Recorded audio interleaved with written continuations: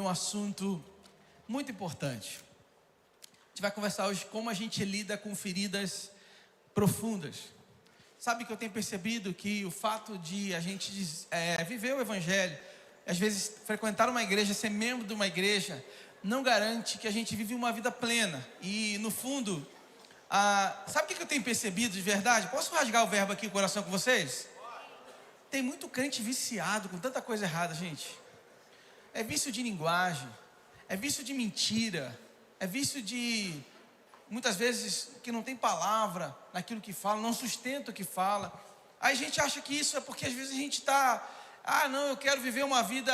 Não, não é isso, é porque existem feridas no seu coração que você não tratou e você entendeu que podia viver uma vida plena passando por cima disso.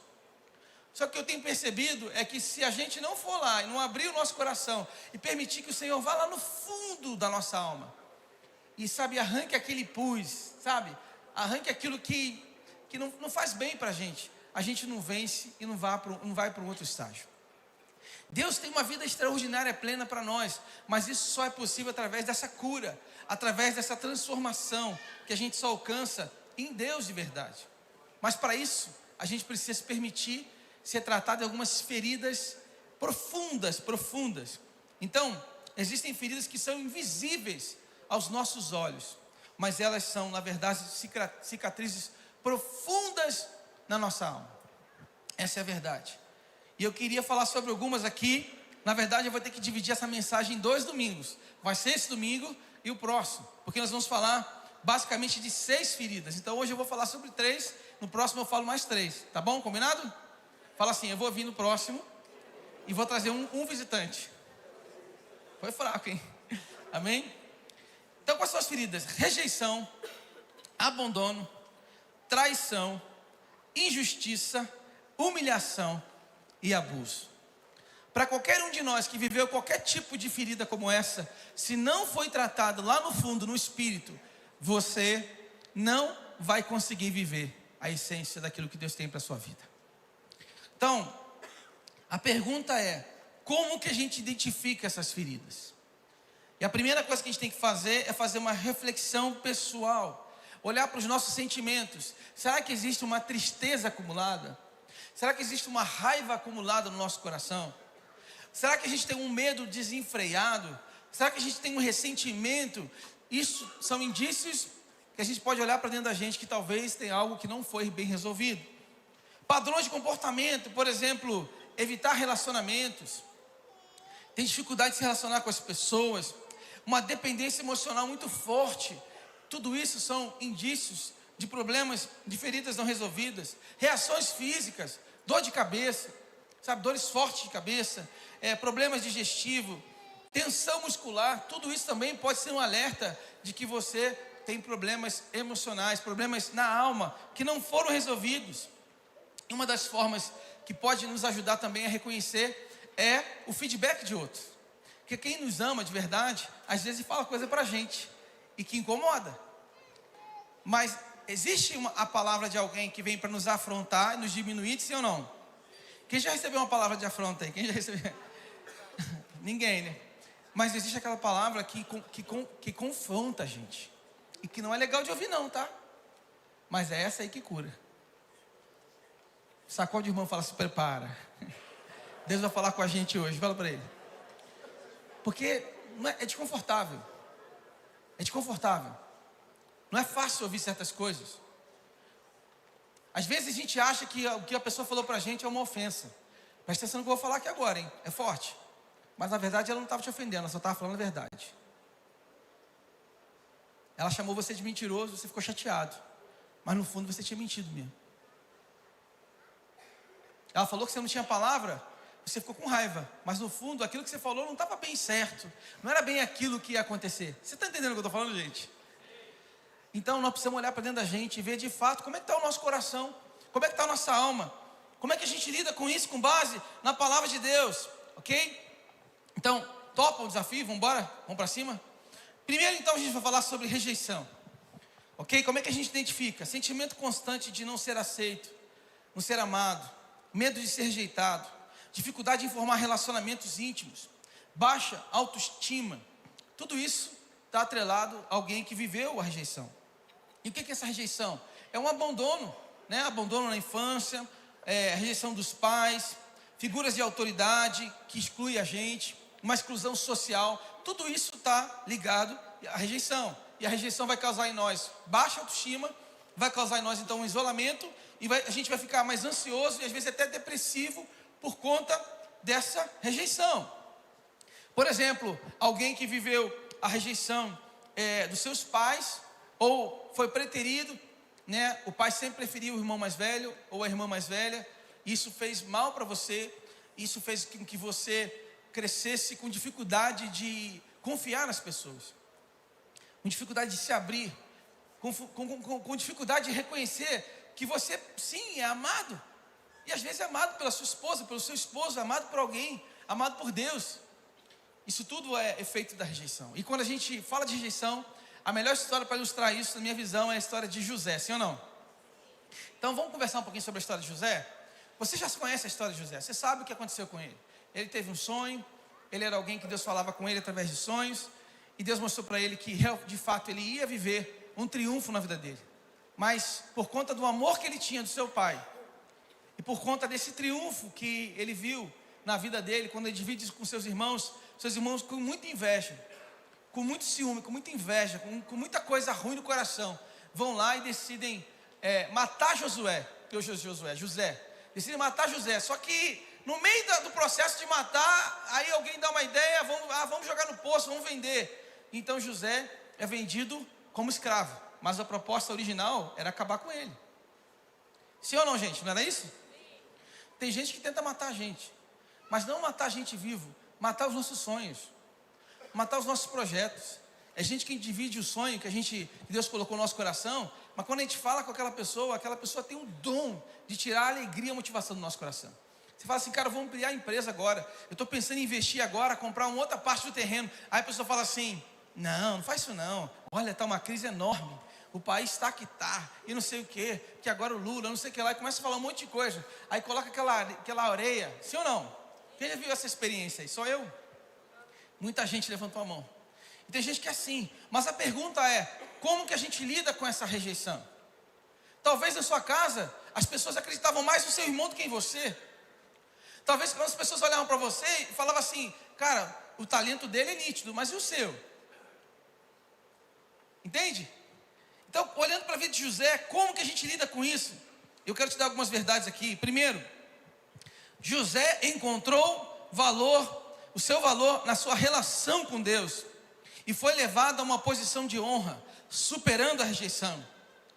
O segredo de José é que José estava com Deus. Fala com o seu irmão assim, José estava com Deus.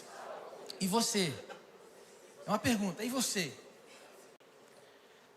Gênesis 39:2 diz, o Senhor estava com José, de modo que este prosperou e passou a morar na casa do seu senhor egípcio. Deixa eu te falar uma coisa, José, aonde ele colocou a mão, prosperou. Quem crê que há uma unção liberada para a sua vida nesse sentido?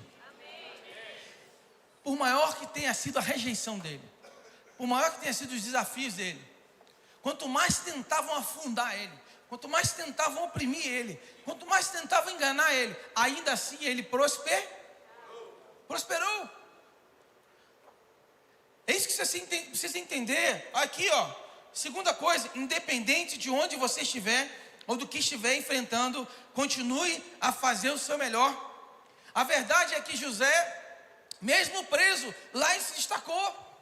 Gente, a pior posição que alguém podia ter era como escravo ou era como preso. Ele ainda assim, um prisioneiro, ele era abençoado. Se você que está aqui não é escravo e nem está dentro de um presídio hoje, você já está melhor do que José. Sim ou não? Então, qual é a desculpa para a gente não reconhecer que a gente é abençoado por Deus? Qual é a desculpa para a gente não reconhecer que a gente está no melhor momento da nossa vida? Meu Deus, se você receber essa palavra, você vai sair daqui vibrando hoje. Você está no melhor momento da sua vida, mas eu não estou no melhor momento, eu estou num momento difícil. Pois é difícil para você, mas para quem está com você, quem é por você, você está no melhor momento da sua vida, porque Ele está com você e Ele está te abençoando. Você não precisa de circunstâncias para ser abençoado. Você não precisa que alguém bata nas suas costas para ser abençoado. Você não precisa ter dinheiro na conta para ser abençoado. Você não precisa ser amigo de alguém para ser abençoado. Você não precisa ter a formação tal para ser abençoado. O que você precisa é andar com Deus. É sobre andar com Deus, irmãos. A pergunta é: o Senhor está com você? O Senhor está nesse projeto contigo? O Senhor está nesse casamento com você? O Senhor está com você, com a sua família, os seus filhos? Você convida a Deus todo dia para a sua casa, na hora de conduzir a sua família, no devocional, na palavra certa, naquilo que você tem que falar com a sua esposa, ou com seu esposo, ou com a sua filha, ou com o seu filho? Ou você tem um projeto independente e acredita que anda com Deus? Essa é a pergunta de Deus para mim e para você.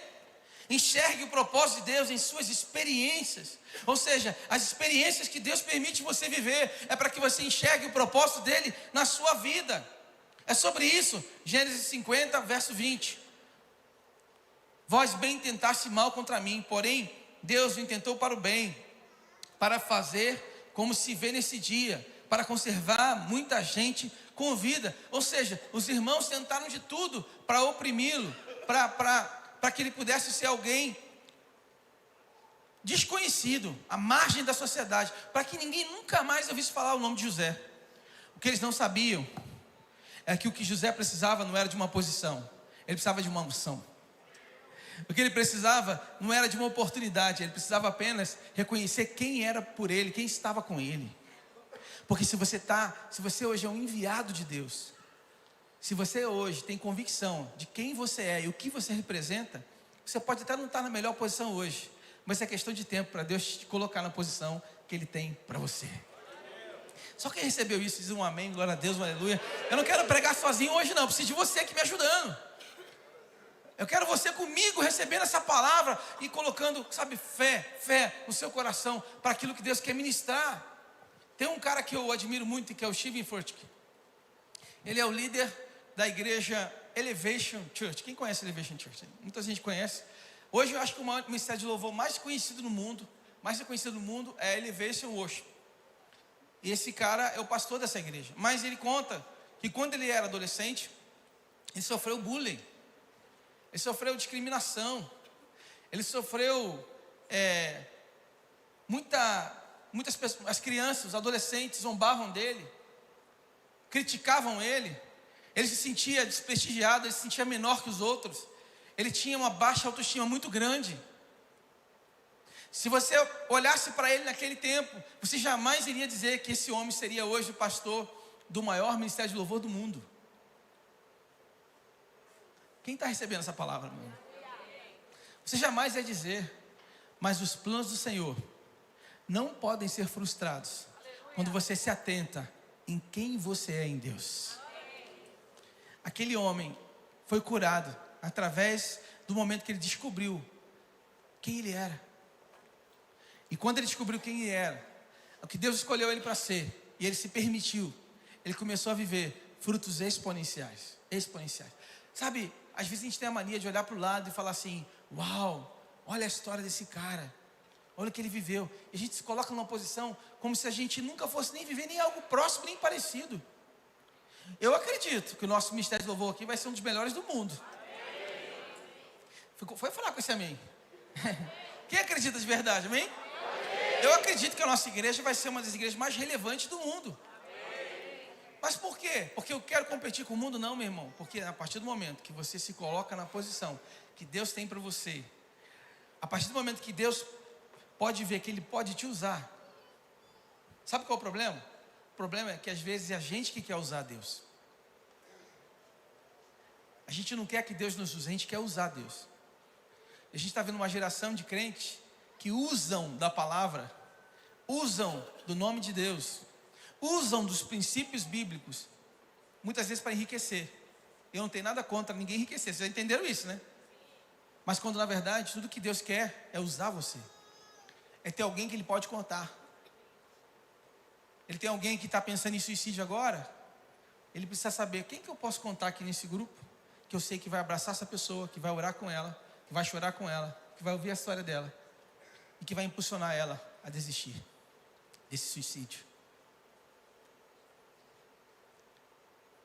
Essa é a expectativa de Deus a nosso respeito. A pergunta é: Deus pode contar com você? Você anda com Deus? Vou te dar 2 versículos para você anotar no seu coração. Isaías 41, 9 a 10. Tu és meu servo, eu te escolhi e não te rejeitei. Não temas, porque eu sou contigo. Diga amém, aleluia, glória a Deus. João 6,37. Todo aquele que o Pai me dá, virá a mim. E quem vier a mim, eu jamais rejeitarei. Sabe, José não fazia ideia, por mais que ele tivesse tido um sonho, acho que ele não fazia ideia de que no momento pior da vida dele, quando ele foi vendido, ou quando ele foi parar na prisão, do que poderia acontecer, de onde ele poderia chegar. Mas a questão é que o projeto de José não era um projeto egoísta. José, aqui está o pulo do gato, como dizia meu pai. José só se tornou governador do Egito, não foi porque Deus queria exaltar ele, porque Deus queria alguém que ele podia contar para salvar uma nação. Só quem entendeu, dá um amém, um aleluia, glória a Deus. Então pergunta de novo agora, pela 5ª vez, para você: Deus pode contar com você? Amém? Segundo, abandono. Se você tem medo de ficar sozinho, você tem uma ansiedade com relacionamentos, você tem um apego excessivo às pessoas, uma sensação de desamparo, você pode ter vivido um abandono. E o abandono tem a ver com, às vezes, a perda de um familiar, um ente querido, um relacionamento que você perdeu, uma negligência emocional, a separação dos pais. Tudo isso gera em nós um sentimento de abandono e geram feridas em nosso coração, invisíveis, que afetam a nossa maneira de ver, de enxergar, de agir e de lidar com situações. Como eu falei no início, a gente vai criando vícios emocionais e vícios de reações que a gente não percebe, mas que são vícios que são autodestrutivos, que bloqueiam as bênçãos muitas vezes de Deus na nossa vida. Quem está entendendo o que eu estou falando? Está fazendo sentido, sim ou não? Sim. Por exemplo, eu conheci uma pessoa, um homem, que ele foi abandonado pelos pais aos 5 anos. Por conta desse abandono, ele cresceu com medo de ficar sozinho, medo de confiar, de se entregar para as pessoas. Ele era excessivamente apegado à sua mãe, não queria sair de perto da mãe o tempo todo. Ficou 20, 25, 30, 35, não saía da casa da mãe, e queria ficar, e não queria, com medo, por causa do abandono.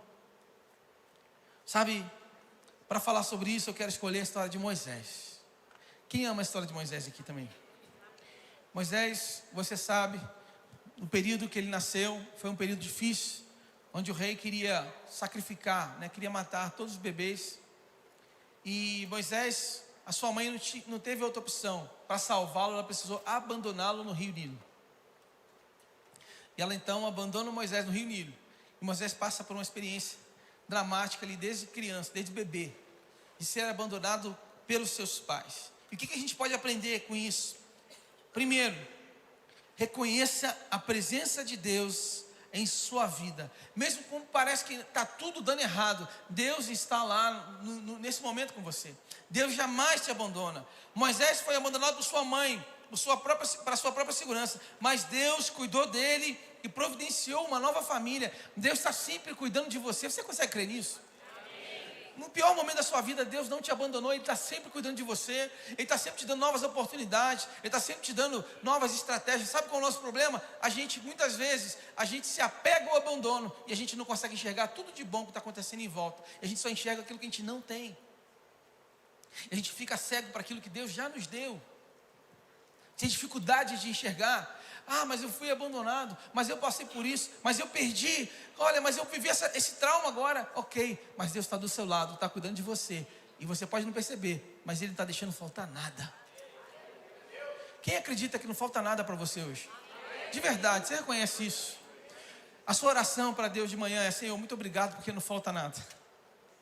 Ou é uma oração: Senhor, por que o Senhor permitiu que eu passasse por isso? Por quê, Deus. Por quê? Capítulo 2 de Êxodo, verso 10 diz: quando o menino cresceu, ela o trouxe à filha de Faraó, que o adotou. Ela lhe pôs o nome de Moisés, dizendo: porque das águas o tirei. Desde pequeno, Deus cuidou de Moisés, deu uma família para ele. Segundo, encontre segurança na identidade dada por Deus. Ele conseguiu descobrir isso, Moisés teve que aprender quem ele era aos olhos de Deus, não apenas como filho adotivo da filha de Faraó, mas como líder do povo de Deus. Olha que coisa incrível aqui, preste atenção nisso aqui. Sabe o que isso significa? Que o ambiente que você está não pode definir quem você é. É um pouco na contramão do que você tem ouvido por aí. Porque a gente já tem ouvido o seguinte, que o ambiente molda a gente, sim, mas às vezes a gente nasce num ambiente familiar que não é dos melhores. Às vezes a gente não tem exemplos bons de relacionamento, de casamento, exemplos bons de relacionamento familiar, exemplos bons de vida com Deus, de vida no altar, de dedicação ao Senhor. Mas o que é lindo nessa história? Que assim como Moisés foi criado no Egito, naquela cultura egípcia, de idolatria, de tudo de ruim que você podia imaginar naquele tempo, não foi suficiente para moldar e determinar quem era Moisés. Então, meu irmão, deixa eu te falar uma coisa. Não importa o ambiente que você está hoje. Se Deus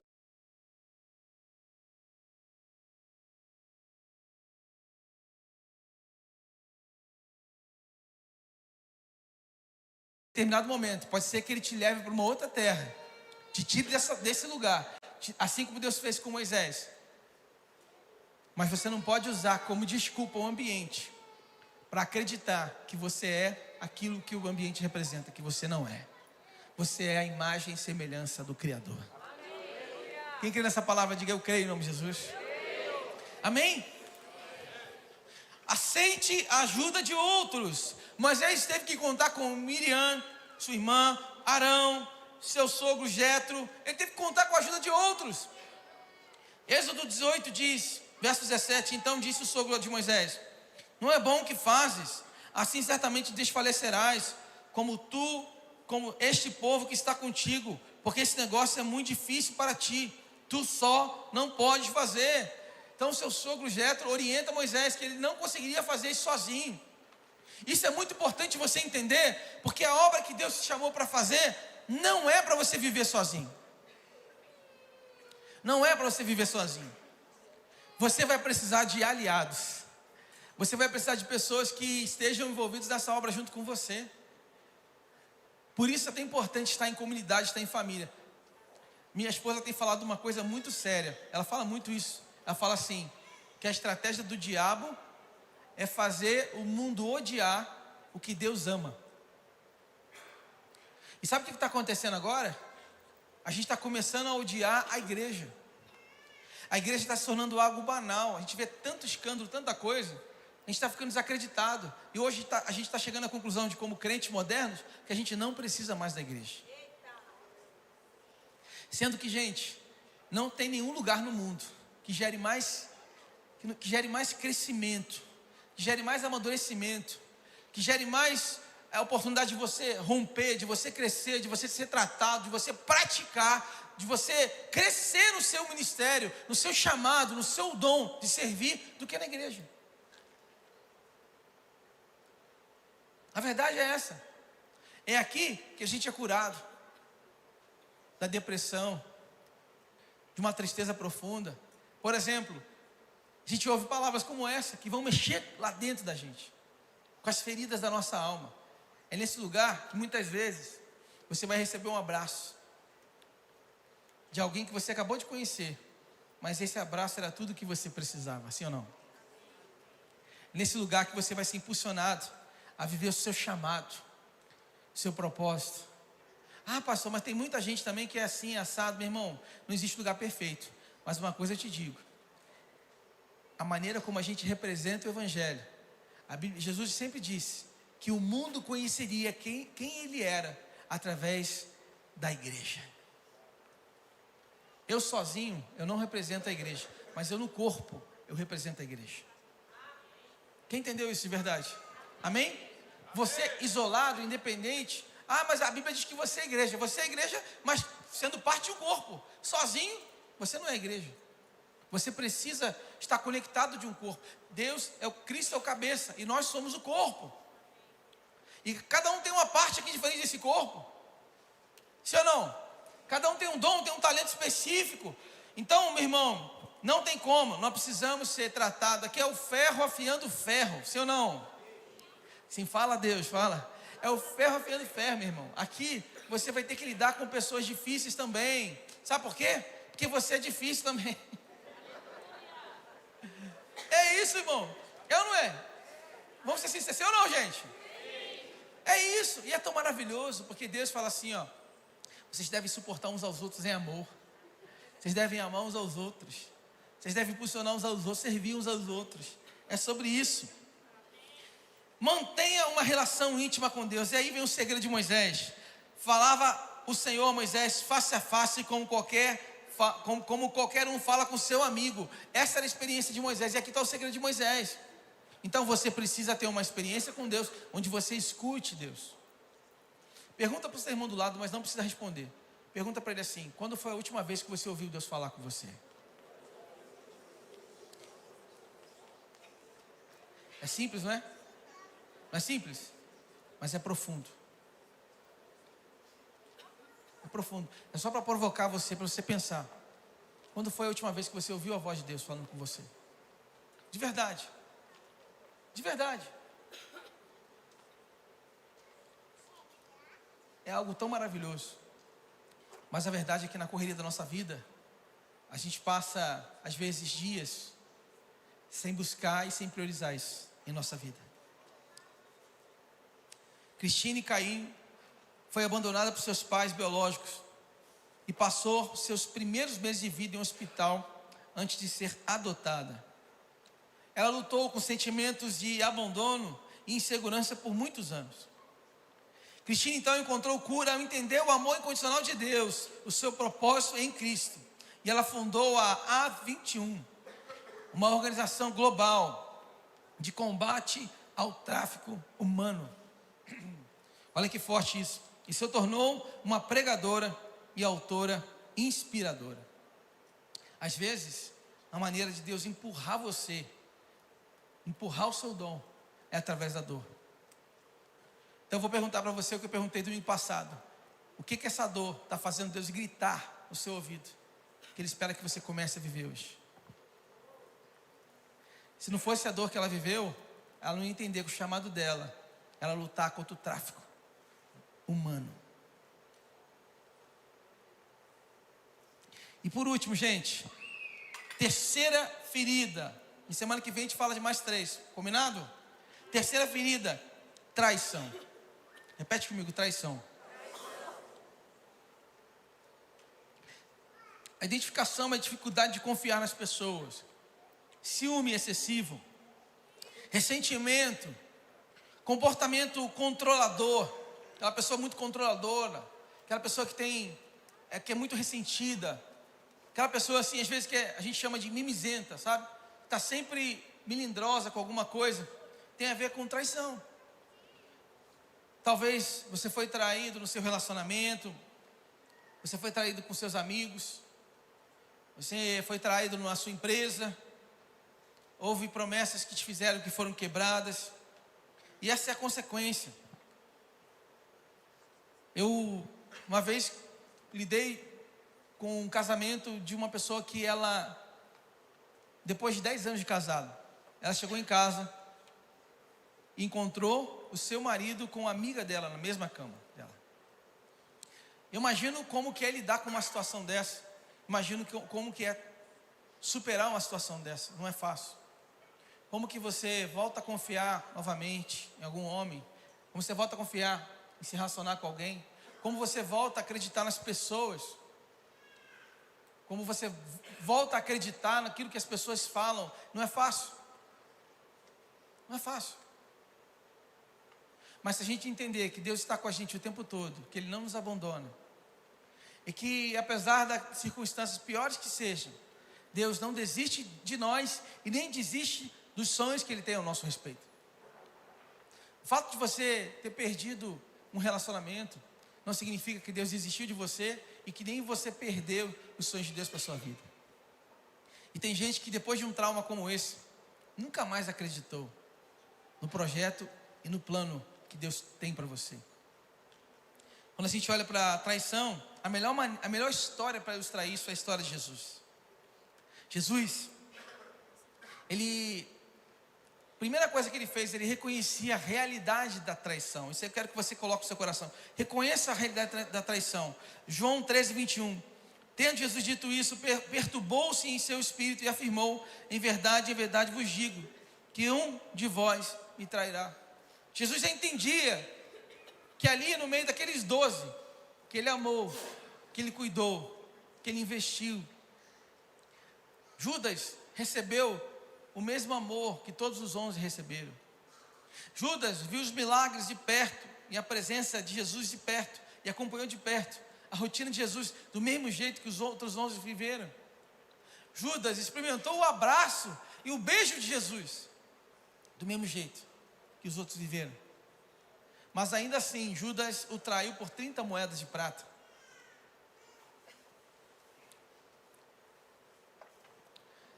Eu fico pensando, como que deve ter sido difícil para Jesus lidar com isso. E conseguir ainda concluir a missão que ele tinha na terra. Mas a segunda coisa é, mantenha a calma e a compaixão. Mesmo sabendo da traição iminente, Jesus manteve a calma. Jesus manteve a compaixão. Ele trata Judas com respeito. Mateus 26, 50 é o que diz, e Jesus lhe disse: amigo, aqui vieste. Ele chama o traidor de amigo. Ele chama o traidor de amigo. Ele tem compaixão. E nesse momento então é o momento que ele é preso e traído. Sabe, o que a gente precisa entender é que às vezes, quando a gente vive um contexto de traição, a gente não percebe, mas isso fere tanto a gente, que mexe no nosso caráter, mexe nas nossas reações. A gente agora passa a ser vingativo, a gente agora passa a ser controlador, a gente agora quer dominar as pessoas, quer controlar as pessoas. A gente não aceita mais que ninguém faça diferente daquilo que a gente quer. Sim ou não, gente? Está fazendo sentido o que eu estou falando, sim ou não? E agora a gente fica com essa síndrome de controle, quando na verdade tudo que Deus precisa para que a gente viva o novo dele, não é que você tenha o controle das pessoas, mas é que você se permita alcançar, liberar esse perdão e ser a pessoa que Deus quer que você seja, na essência. E muitas vezes o que Deus espera de nós é compaixão para aqueles que nos traíram. Pensa num trem difícil. Fala para o seu irmão do lado assim, que agora vai doer. Fala para ele assim, vai doer. Fala assim, fala para ele assim: Deus te chamou para amar. Amar. Mas fala sério, amar quem não merece.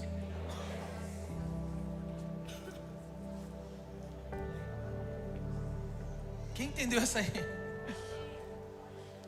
Doeu ou não doeu, gente? Sabe por quê? Porque a gente também não merece ser amado, mas Ele nos amou. A gente também não merecia o perdão, mas Ele nos perdoou. Então a expectativa de Deus é que agora a gente também, assim como nós fomos perdoados, assim como as nossas dívidas são perdoadas, nós perdoamos aqueles que têm nos ofendido. Você precisa perdoar. Não dá mais para carregar. Você precisa liberar o perdão. Porque essas bagagens que você tem carregado, essas feridas que não foram tratadas e que estão expostas lá dentro da sua alma, estão moldando o seu ser, estão fazendo com que você viva sequelas terríveis, porque você ainda não liberou esse perdão. Não tem como virar a página sem perdão, irmão. Sabe essa história? Vira a página. Virar a página sem perdão é esconder debaixo do tapete, irmão, aquilo que não dá para ser escondido. Sim ou não, Deus? É isso. Fala para o Senhor: eu não aceito mais isso. Fala para Deus: eu não aceito mais isso. Eu não quero mais carregar isso. Pratique o perdão. e dizia: Jesus, Pai, perdoa-lhes, porque não sabem o que fazem. E repartindo as suas vestes, lançaram sorte. Lucas 23, 34. Irmão, ninguém amou mais a gente do que Jesus. O que Ele nos ensinou é que a gente deve perdoar. 70 vezes 7. Então perdoe. Perdoar não significa ser idiota. O que é ser idiota? É você foi traído pelo seu sócio, agora você tem que abrir outra empresa com ele. Não, não é isso que eu estou falando. Perdoar significa você liberar essa pessoa no mundo espiritual, liberar essa pessoa no seu coração. Você vai continuar amando, vai continuar orando por ela, vai continuar desejando o bem para ela. Quando é que eu sei que eu perdoei? Quer saber? 2 coisas. Primeiro, quando você lembra e não sente dor. E segundo, quando você quer o bem da pessoa. Porque se você falar que você perdoou, mas você está doido que o miserável morra, você não perdoou coisa nenhuma. Não, eu só quero que ele, não quero que ele morra não, pastor, que isso? Eu quero que ele sofra. Piorou. Sofra aos poucos. Meu irmão, isso é tortura, irmão. Não, eu não quero que ele sofra não, eu quero que só quero que ele fique sem nada. Morra sem nada. Doente. Calma, isso não é perdão. Perdão, gente, é a gente realmente liberar no coração, orar por aquela pessoa, para que ela possa se encontrar em Deus, para que ela viva uma experiência profunda com o Senhor, para que ela seja curada. Que aquilo que ela fez com você revela a doença do seu coração. Sim ou não? Quando a gente faz mal para alguém é porque é só aquilo que a gente tinha para dar. Então a pergunta de Deus para mim e para você é: o que tem no seu coração? Tem vida? Tem amor? Tem perdão? Ou tem mágoa, ressentimento, dor e frustração? A história de T.D. Jakes mexe comigo, porque T.D. Jakes é um grande pregador, uma referência hoje no mundo. Eu gosto de pegar essas referências, sabe? Igual da régua lá em cima. Eu falo assim: como é que foi a história desse cara? Cara, e quando a gente vai para a história dele, a gente percebe que T.D. Jakes viveu grandes traições. Traições de pastores que caminhavam lado a lado, pastores amigos, que o traíram. Só que ele sofreu muito, mas quando ele encontrou o seu lugar de cura em Deus, foi onde Deus alavancou ainda mais o seu ministério e fez ele encontrar esse lugar de perdão e ser um agente de cura na vida de outros.